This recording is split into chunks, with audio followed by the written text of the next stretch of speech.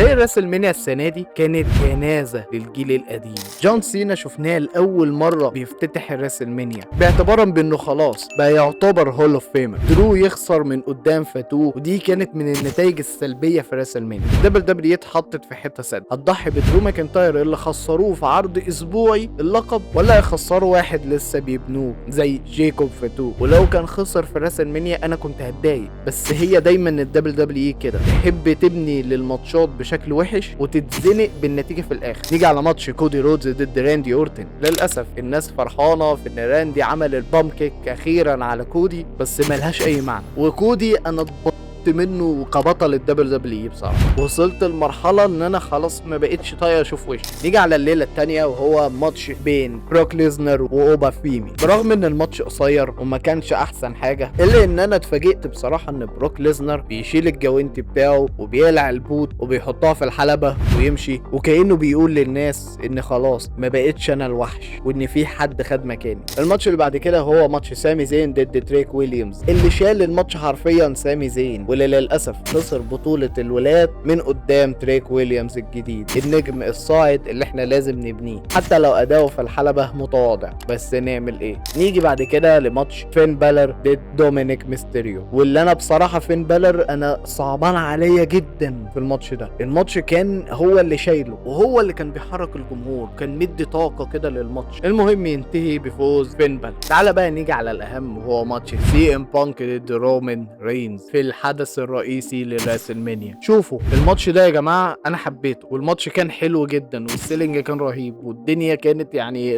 الماتش نفسه تحسه مين ايفنت فعلا. بس للاسف النتيجه كانت متوقعه ان رومان رينز هو اللي هيفوز باللقب، وبكده يكون الشركه ركنت سي ام بانك شويه عن صوره الالقاب بعد كده. مش بقول ان هو مش هيفوز بلقب، بس انا قصدي انه خلاص سي ام بانك بقى من الناس اللي هم يعني خلاص كبروا وبقى عندهم اصابات وبتاع والدنيا عندهم يعني ايه مش احسن حاجه. فاحنا ندي لمين اللقب؟ للي هيكمل معاها، للشخص اللي هيجيب لنا مشاهدات واللي هيوحي للجمهور بانه عنده هيمنه وسيطره في العروض، واللي قام بالحوار ده بالفعل ايام ما كان محتفظ باللقب لمده اكتر من 1000 يوم. فعشان كده ما كانش بمصلحتهم ان هم يفوزوا او ان هم يخلوا سي ام بانك يحتفظ باللقب اكتر من كده. وبس كده يا سيدي، اديك عرفت